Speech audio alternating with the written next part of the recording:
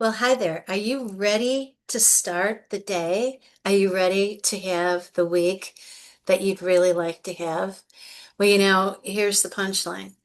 Everything is all about attitude. And we've heard that, haven't we? I mean, somewhere along the way in your life, haven't you had somebody make mention, that's quite an attitude you've got. Or, oh, I love your attitude. And now, what is that about? And what's your reaction when people say that? Well, I can tell you, when people typically are told that their attitude is a problem, it's a defendant reaction, right? And people will often say things like, well, I don't know what to tell you, that's just me. Or it's not my fault, this is the circumstance. Now, the way I operate, it's never a blame game. Because if we start playing the blame game, we will never finish and nobody gets anywhere. So when people say, oh, yeah, it's just me. Okay. All right. It is you. It is just you. And in terms of the circumstances, it's not really, and don't turn off the camera or walk away or punch the screen or roll your eyes when I say this, but who's in charge? Who's in charge of your mind? Who's in charge of your thoughts? And where do attitudes come from? Well, believe it or not, your attitudes are not hereditary. It's not part of your DNA. It's not part of your genetic code. You are actually in charge of this whole region up here. And you can have anything you want. You can do anything you want and go anywhere you want because you've got the capacity for the whole universe in here. Everything that you're seeing in my environment, in your environment that you've been experiencing, everything, every nanosecond of your life that you look at, that you feel, this chair, your clothes, everything was once somebody's idea in their head. And they actualized it because of their attitude. The Wright brothers, they wanted to fly. That was their attitude. They were dedicated to it. And through trial and error, they just kept going because their attitude was, this would be great. This would be magnificent. We want this. We want this to happen. And so they kept at it. So where do attitudes come from? Well, let's back up a little bit. People talk a lot about, well, it's the truth. Huh? What is the truth? Well, truth is a matter of perspective, isn't it? You can have five people in a room and ask them to explain what happened, like maybe at work, in a circumstance at work. And those explanations are going to, first of all, if everybody's in the room together, going to be influenced by what everybody hears about what other people are saying, are going to be influenced by the passage of time, are going to be influenced by what their affect was during the time that whatever the situation was took place. We know this from research, really good social psychological research in witness testimonies, bystander witnessing, and how quickly things change. So, what is the truth? Well, the truth is a perception. Where does a perception come from? A perception is a combination of your thoughts and your feelings. And people always want to argue about, well, your feelings come first. You know what? Who cares? It's so rapid fire between thoughts and feelings. I don't care what came first, but I will tell you this. I've been at this for a long time, and over the decades of doing this kind of work, I have verified repeatedly that every single time we have a thought and a feeling, they're paired together, and we then automatically, physiologically, are releasing neurotransmitters into our bloodstream. And if we're really heading south and it's really negative, we're introducing cortisol into our body. And if you don't already know it, it's the thing that makes your tummy a little chunkier. It doesn't really put you in a bright frame of mind. It's not anything that's uplifting. And that comes from your feeling and your thought, really? Yeah, because it activates a certain part of your nervous system. Now, here's the good news. You change your thoughts into positive. And I'm not talking about being, you know, frivolous about this or I'm not talking about manifesting, I'm not talking about mindset. And I'm saying that specifically because those terms are associated with too many things that I, in particular, find people talking about in ways that are not credible. And I would rather stay on the track of what's really credible. So what happens when you think positive thoughts? Well, first of all, here's the interesting thing. Your mind hears everything you say. Sounds funny, right? Your mind knows everything you think. You can't hide from yourself. And when you are thinking, if you take the south route, which I mean is, the negativity, cortisol, along with a whole lot of other things, doesn't help, doesn't put a smile on your face. However, when you go the positive route, and it is simple, simple, simple, as easy as being able to look yourself in the mirror, whether it's in your bathroom mirror, whether it's in the camera on your computer, or if it's when you're driving and you're catching your eyes in your rear view mirror, which I, by the way, advise. It's a really good idea. And then give yourself a little wink. You'll smile. It's an uplifter. It's a positive. Look into the mirror and say, well, hello, and lighten yourself up no matter what it is. If you look in the mirror and you put on 5 pounds, still say, well, hello, and put a positive spin. You know, I love your teeth. Oh my goodness, your eyes are sparkling today. You know what? You're in here. I'm in here. We're in here. We're breathing. Ah, I have gratitude for being alive. That's not frivolous. We've all had loss in our life, haven't we? And don't we have the recognition that we are blessed to be here today? Stop and think about this for a minute. This isn't a negative, this is a truth. Not everybody woke up today. Not everybody's going to wake up today. There are people who are passing right now. But we, my friend, are here. And so we have something to work with. So as you go through your day, I want you to think about becoming the master of your mind. Your perceptions come from your thoughts and your feelings, not just of in the moment, what's happening right now, but they also come from your memory of what has happened. The negative spin that you put on things or the positive spin that you put on things. Now, people tell me, look, this is what really happened. I'm not lying. It really went down that way. I don't know. How am I to discern? I wasn't there. You were there. But let me ask you a question. What benefit do you arrive from allowing the story to remain the same and have it be negative for you? Whether it's at work or it's at home or it's with friends, it doesn't matter. What if what you do is you put a different version of that story into your head? What do I mean by that? Well,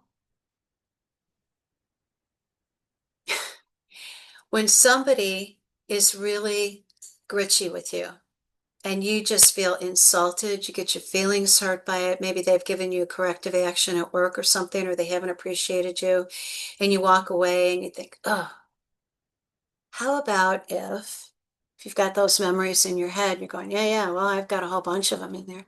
How about if what you do is you say, you know what? All of those circumstances are in my rearview mirror.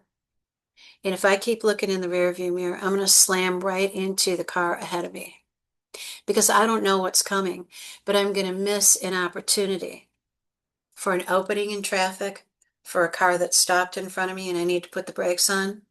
Seriously, the analogy in life is if you keep looking behind you, you're not going to see what's here and coming towards you.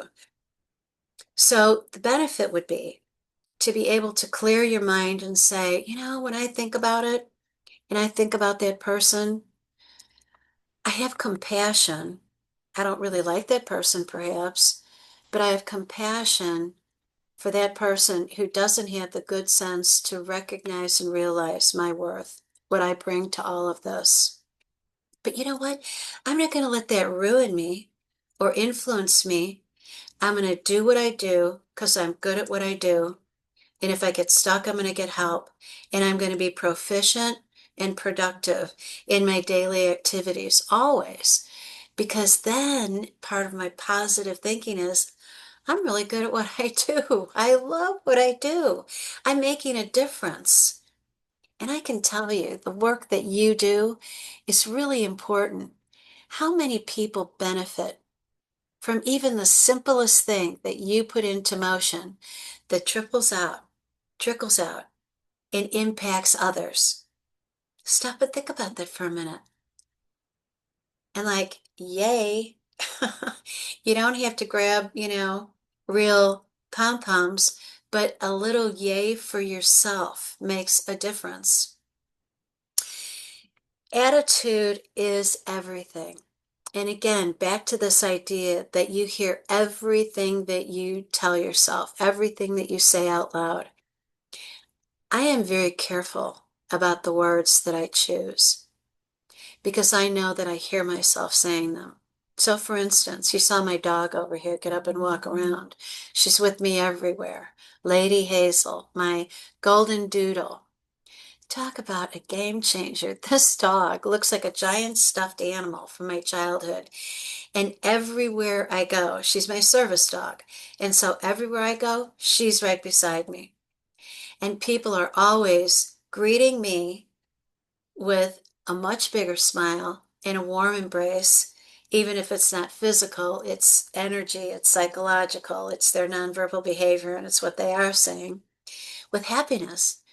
Because what does she have? She's got an adorable face, and she's, sitting there or standing there, kind of like wiggling back and forth because her tail is wagging, or she's sitting, big brown eyes, and people are immediately drawn to her for happiness. Oh, she's so cute. Oh, can I say hello? Can I pet her? Can I? And my answer is typically, unless somebody feels really wrong, I typically say, yes, just take it down a notch and be very calm with her. Hold your hand with palm up so she can come over and smell your hand, and then just pet her. Just pet her gently and talk to her. Don't squeal. Keep your octave down a few notches so we keep her calm. Everybody's attitude is influenced by that. I take this girl with me everywhere. I walk into situations that are really explosive, and for just a moment, people allow themselves the opportunity to step in. Isn't that amazing? Even if you don't love animals, you pick up on that energy. It's contagious, and it's a wonderful, beautiful reality. We can do that ourselves all day long. You know the people in your environment whose attitude you really like. I'm not talking about somebody who's artificially happy. You know they're miserable and it's sort of like the sad clown kind of thing. I'm talking about people who have a joyful spirit about them, and you would like to be around them more. You appreciate it when they're in the room, when they enter the room, because they bring something into it that's pleasant. I want to be one of those people. When I walk in the room, sometimes people are really scared because I'm a doctor of psychology, mind body medicine expert, attitude expert, business consultant, and people are thinking, oh, no, we're going to have some shrink in here psychoanalyzing us. No, I'm not. I'm in here as a professional who loves humanity, who loves human beings, and my craving for my entire life has been to understand as much about human beings as I possibly can, about the human dynamic, about the impact that we have on one another. Social psychology is the science of how it is the person and the environment interact with one another to influence the behavior. Isn't that exactly what I'm talking about here? Yes. So, how did you wake up this morning? I'm going to throw an old-fashioned line at you. Time ancient. What side of the bed did you get up on? The right side or the wrong side? And all that means is, how did you start your day? I'm going to give you a couple of exercises here that I would like for you to try starting right now. Okay? So one of the things I'd like you to do is I'd like you to put your hands together like this and just rub your fingers gently. This is a really great exercise. This is about positive psychology. Now, as you're doing that, just gently, slow it down a little bit. Can you actually feel the patterns of your hands? You know, just kind of rubbing up against each other. It's like really fine, tiny corduroy. Yeah, just go there, just for a minute. What are you thinking? Go positive. Oh, this is kind of goofy. This is kind of interesting. What it does when you're under stress, you do this, it directs you from here to here. It's a gentle distraction that you can do at any point in time. You can be in a meeting, business meeting, you can be in court, you can be in a family dinner, and it's lovely. And it takes a nanosecond to do that, to pull your mind back into your influence and your control. That's all it takes. In the snap of a fingers, you can turn your attitude. One of the things that I do in this rewriting of the story, and I do have a program that I created called Rewrite Your Story. We take whatever story you want in your life and put a positive spin on it. For instance, have you had people who you know who have come through like cancer? And it was just this, bigger than their life, life-changing, scary, epic period of time. And maybe it's you. And at some point they say, you know what, as much as I hated it and all that, everything, it was really a gift because it changed my life. It gave me such a different perspective. How about that? How about that? It doesn't mean that you're inviting more disease, but I've had people then allow me to walk them through in this process. Okay, from the time that you got your diagnosis, what was the reaction of people around you? Outpouring of love and support and sorrow and somber and can I help and then advice, but people coming in your direction. And how about when you were going through treatments, people wanting to bring food and send cards and call you up and maybe drive you? In the care that you got professionally, you have people who are delivering care to you, and that's their dedication. Now, we don't always like everybody who's delivering the care, and sometimes they are too rough or tough or impersonal or something. Just think, change your perspective and say, you know what, I know that they've got a load because they're caring for 20 times me. And it changes your attitude. And when it changes your attitude, oh, friends, it changes your heart. My work in attitude, and attitude is everything, is that attitude is the driver of everything else that's going to happen to you. And when we get a hold of our mind, and then we are influencing our emotions back and forth, we are getting in sync. Now I'm going to add a third part to this. Your gut, your tummy. Isn't your tummy the greatest the guide? Because you'll say, I don't know, I can't explain it. I just had a gut feeling about it. I could feel it in my gut. Yeah, your tummy, your intestines, that region of your body is your intuitive sense. And with our intuitive sense, I'm going to encourage you, trust your intuitive sense, and then allow yourself to think about what you're feeling intuitively, allow your heart to beat in that direction. We call it synchronization, alignment. When the mind and the heart are in sync and we pull our intuition into it, beautiful things happen. Like what? Well, when our mind and our heart are in sync and we take it into a place of peace, and I've done this with thousands of people for many decades, we see that the heart rate decreases because we're getting calm.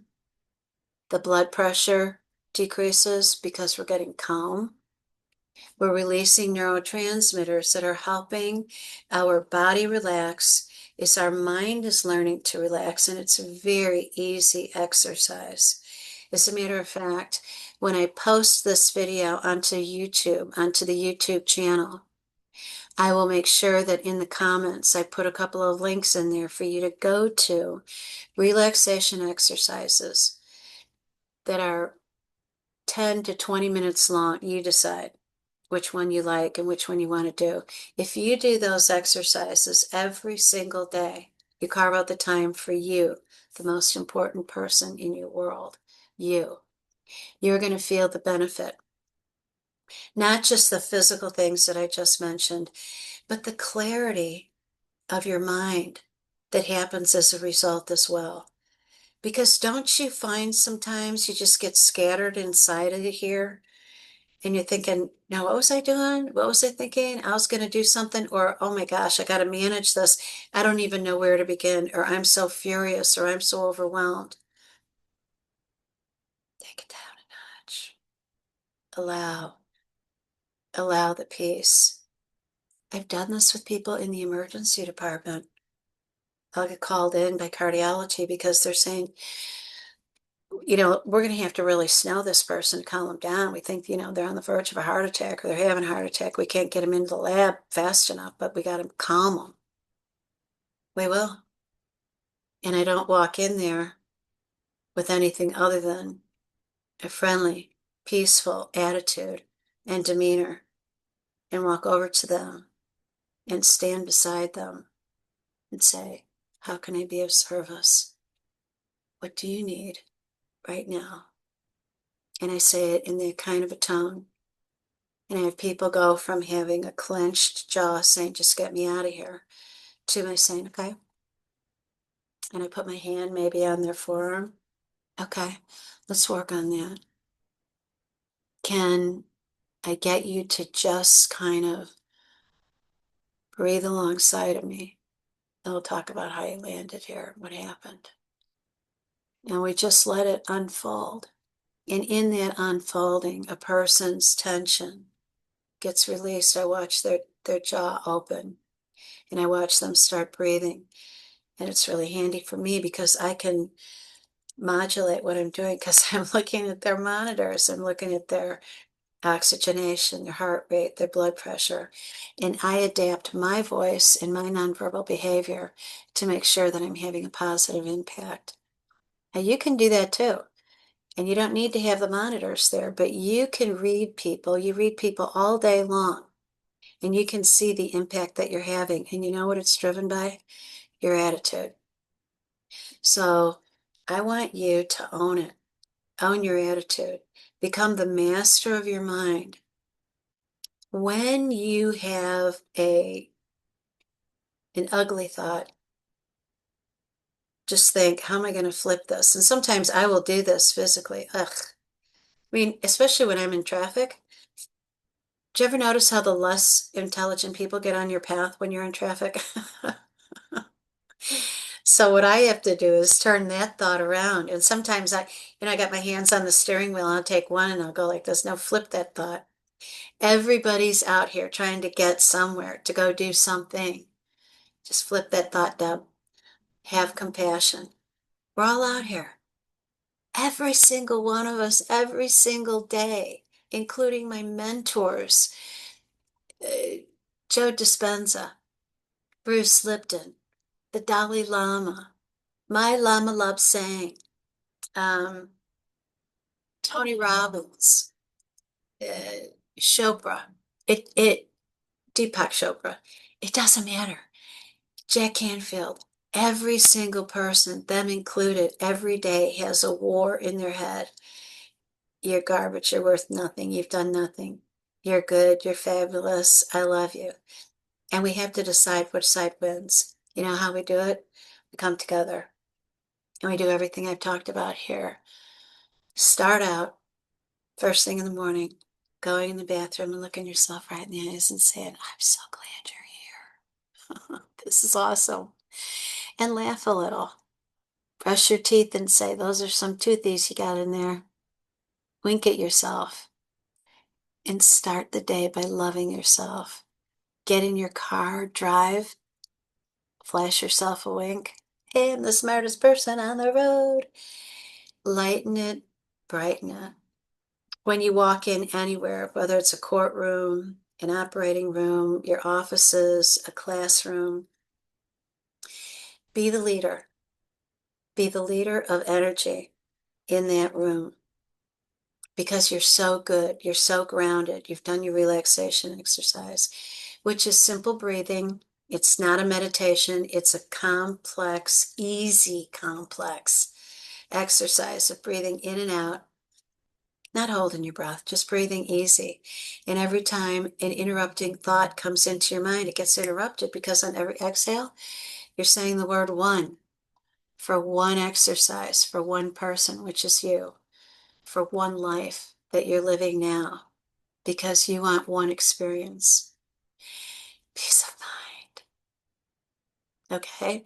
So today, I hope I have given you a start to your day or a middle to your day or an end to your day so that you can have peace of mind. And by the way, whether it's the beginning, the middle, or the end, another thing I'd like you to do is put your hand on your heart and say, my heart is beating. I love you. I love me. This is important. I am healthy. I am smart. I have integrity. I am good. And I am loved. And indeed you are. So on that note, bless you for being here with me. And I will look forward to having you come back again and again and leave a comment. And maybe we'll get to work together. Okay? So I'm going to stop the recording and say this is Dr. Deb Carlin from drdebcarlin.com signing off. Peace out.